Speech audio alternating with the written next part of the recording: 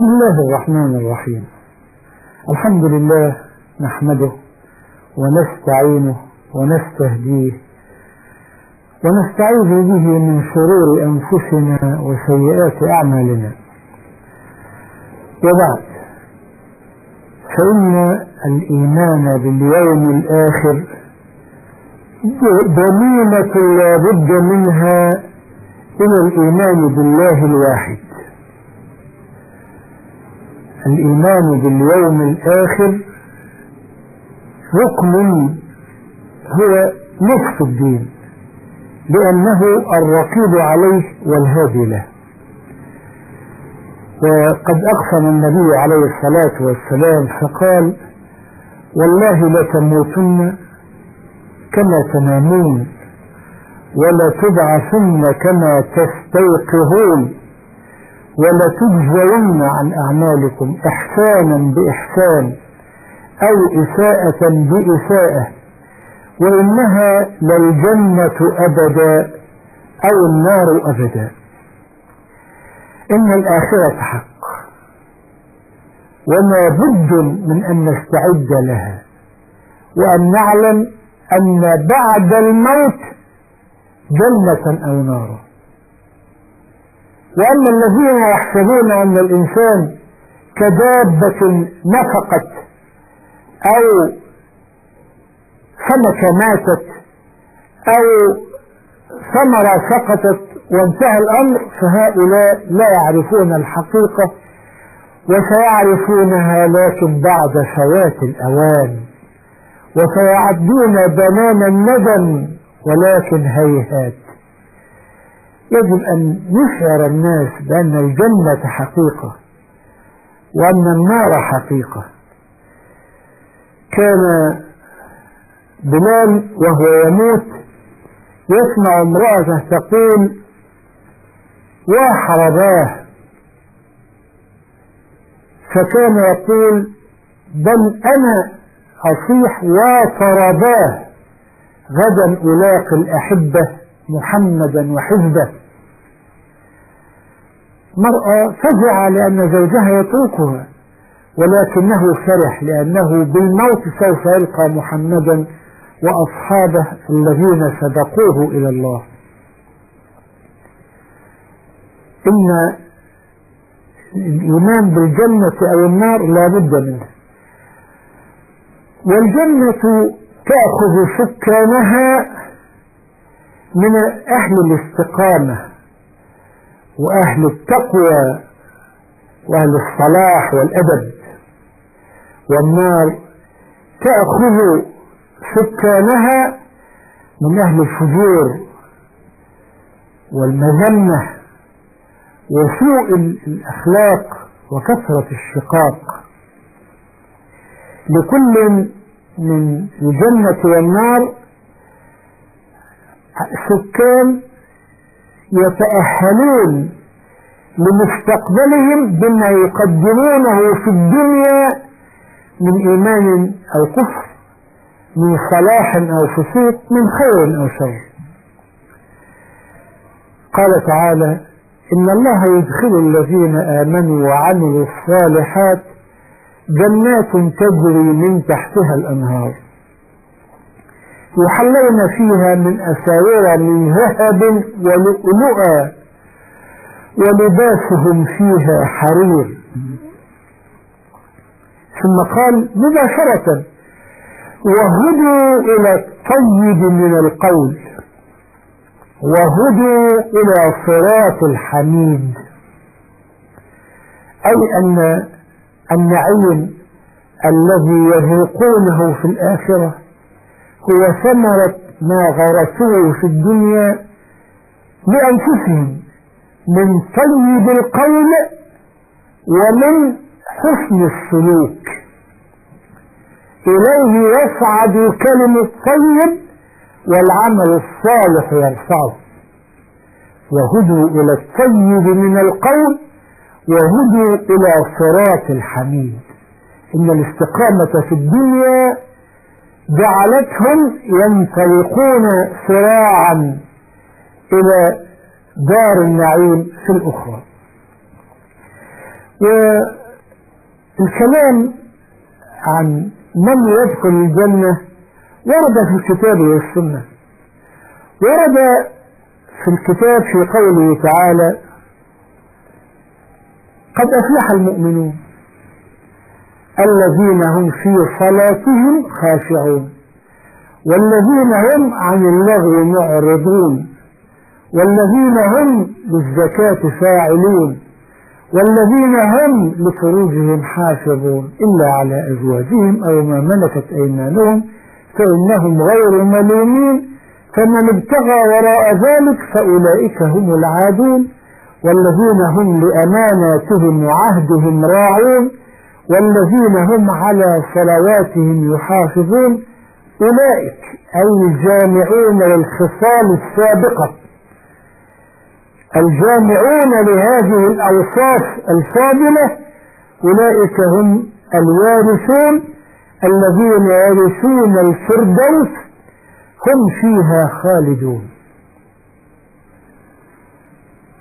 هذا هو مصير أهل الخير. ولذلك النبي عليه الصلاة والسلام عندما سمع الآيات قال: اللهم زدنا ولا تنقصنا وأكرمنا ولا تهنا وآثرنا ولا تؤثر علينا وأرضنا وارض عنا.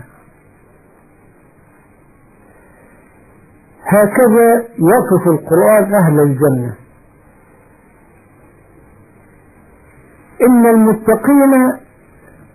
للمتقين عند ربهم جنات النعيم.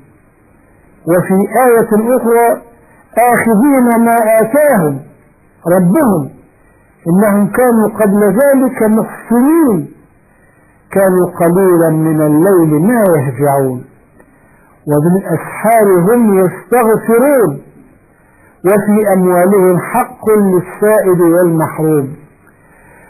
كانوا يفكرون في الله ويكثرون ذكره. وزاد جاء بعدها: وفي الأرض آيات للموقنين. وفي الأرض آيات للموقنين. ويقول بعد ذلك: وفي السماء رزقكم وما توعدون.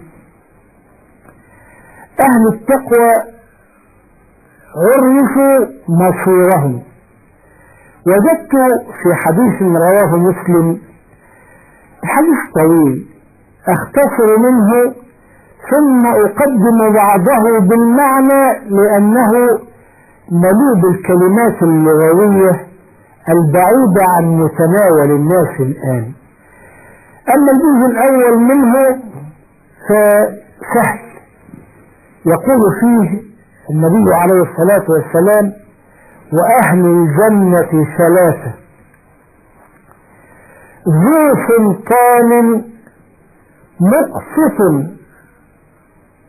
متصدق موفق. أول الثلاثة صاحب سلطة، صاحب منصب كبير لكنه عادل مقسط. الإقساط هو العدل. إن المقسطين على منابر من نور يوم القيامة على يمين الرحمن وكلتا يديه يمين.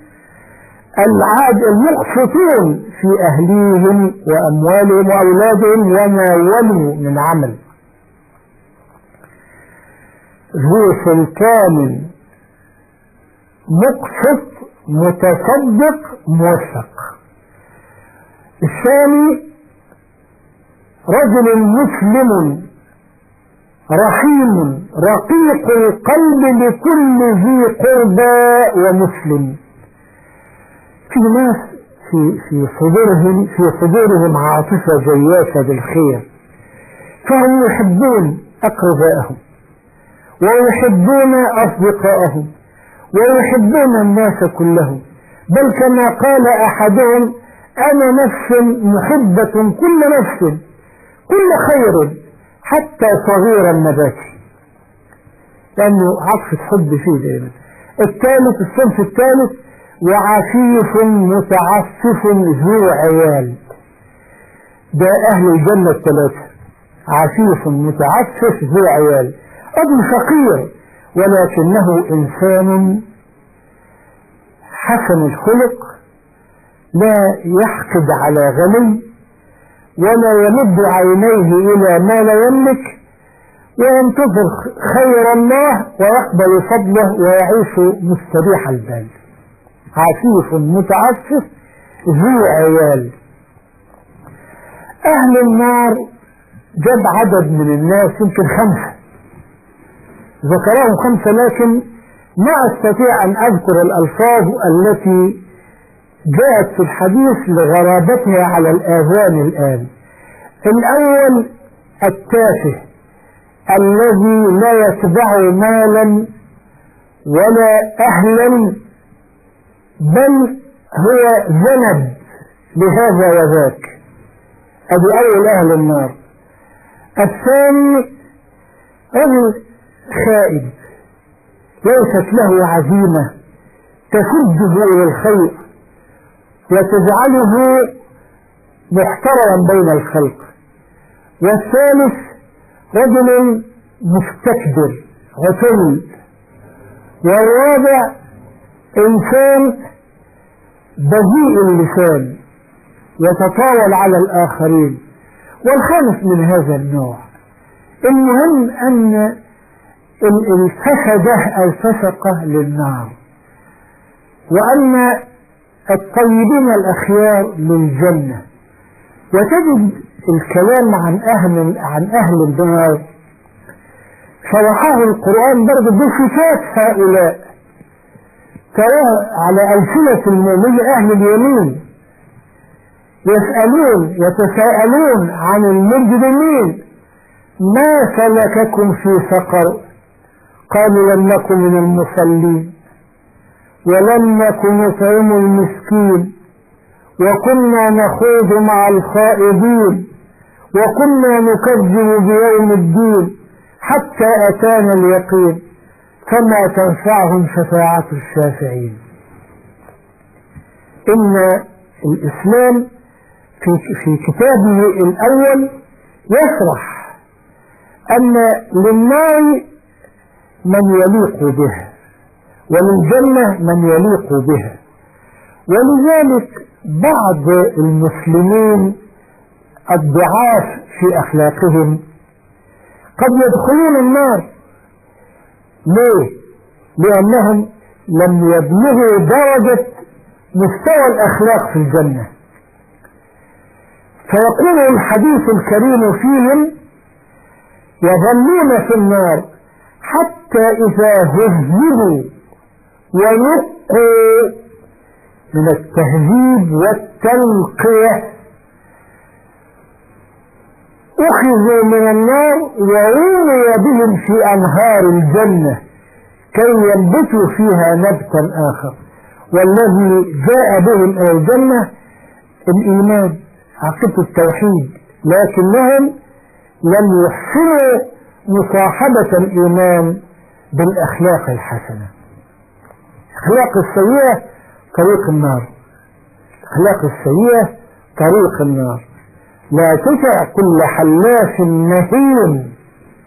شوف الصفات: حلاف، مهين، هماز مشاء بنميم، النميمة، مناع للخير، معتد أثيم، عتل بعد ذلك زنيم، أن كان ذا مال وبنين، إذا تتلى عليه آياتنا قال أساطير الأولين. فنسمه على الخرطوم، حنكويه على أنفه لأنه كان في الدنيا بهذه الأخلاق. دول أهل النار، دول أهل النار. لازم نعرف إنه النعيم والجحيم في الدار الآخرة ثمرات لما يقع في الدنيا من عمل. شوف مثلا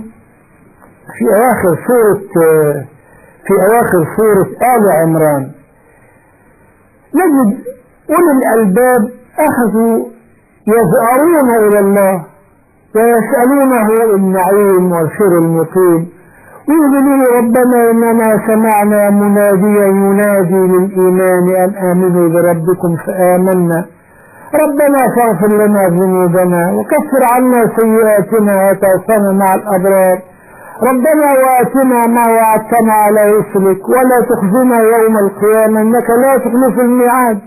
جاوبوا بعد هذا الدعاء الحار: فاستجاب لهم ربهم أني لا أضيع عمل عامل منكم من ذكر أو أنثى بعضكم من بعض.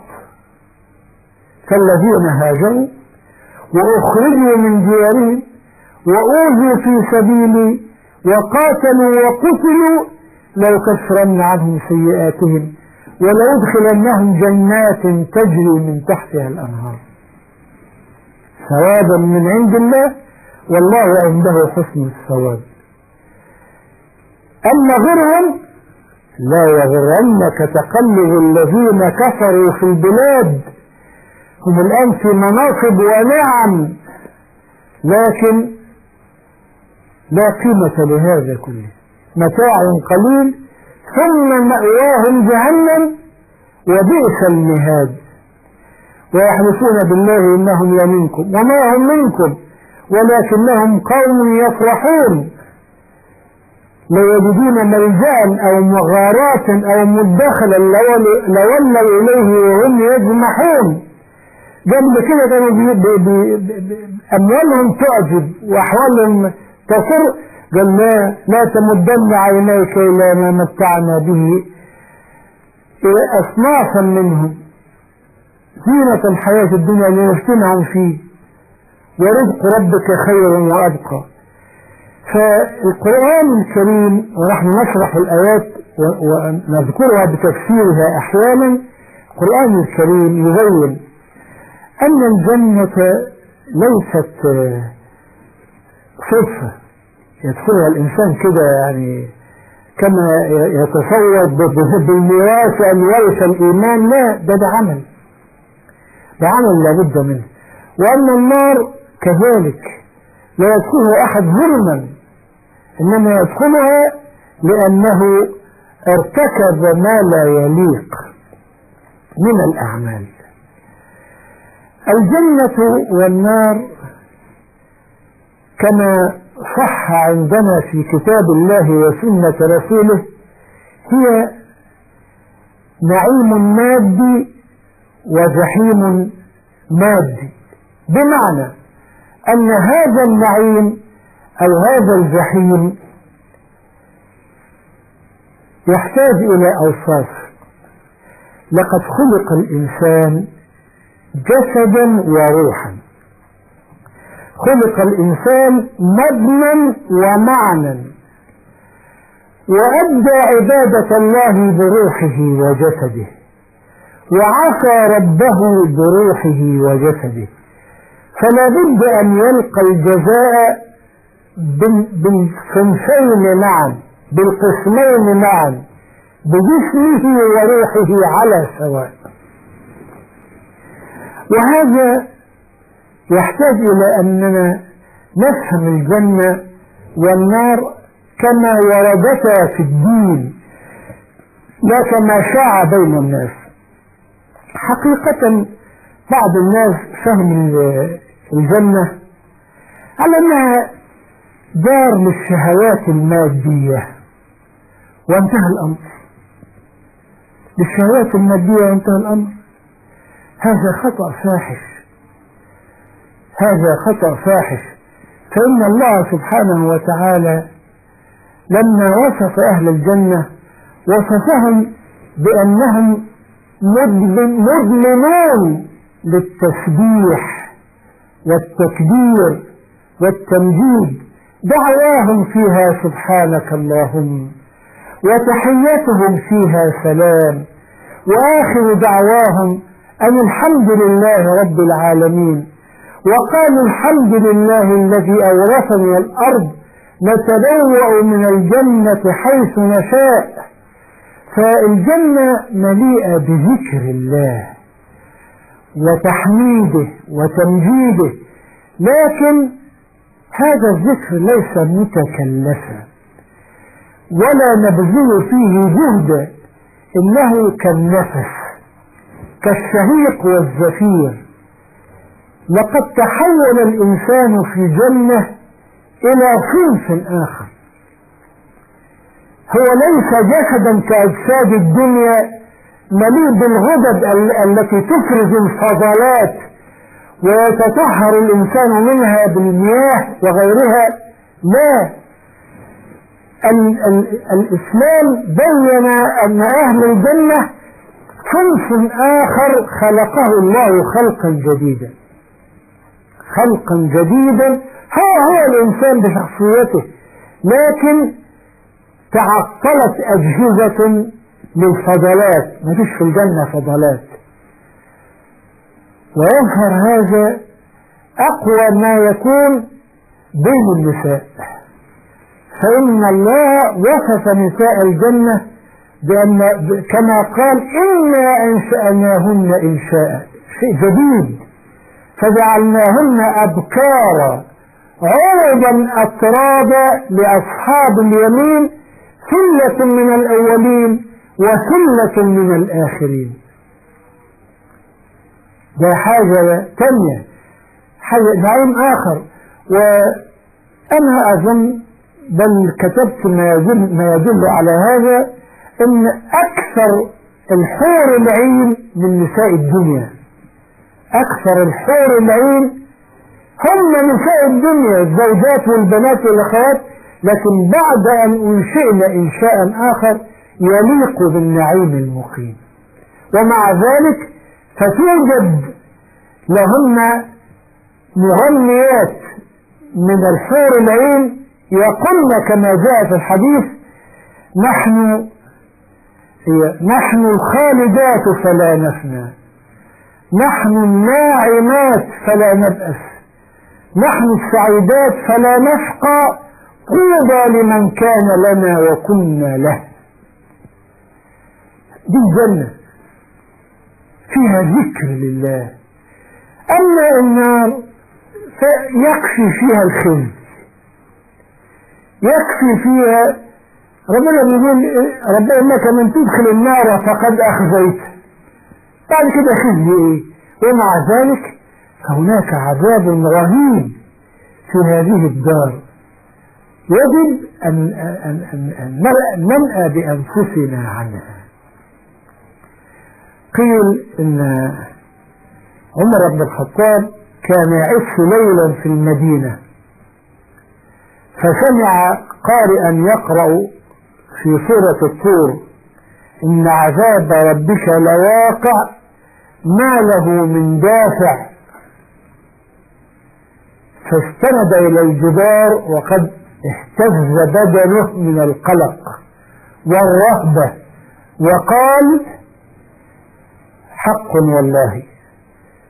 قال المفسرون إنه نقل إلى بيته معتلا وعاده الناس أياما وهم لا يعرفون سبب مرضه، وما أمرضه إلا القلق والخوف من عذاب الله.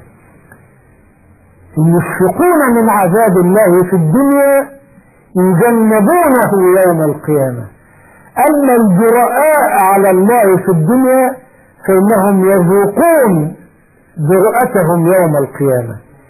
وترى المتكبرين، قال الحديث: يحشرون أمثال الذر، يعني كأنهم نمل، كانوا متكبرين جدا، فصغروا جدا، تدوسهم الأقدام من الصغار الذي حل بهم. إن الجنة لها أهلها وإن النار لها أهلها، ونحن نريد من المسلمين أن يدخلوا الجنة بعملهم وأن يبتعدوا عن النار بتقواهم. قال تعالى: وقيل للذين اتقوا ماذا أنزل ربكم قالوا خيرا للذين أحسنوا في هذه الدنيا حسنة ولدار الآخرة خير ولنعم دار المتقين جنات عدن يدخلونها تجري من تحتها الأنهار لهم فيها ما يشاءون كذلك يجزي الله المتقين الذين تتوفاهم الملائكة طيبين يقولون سلام عليكم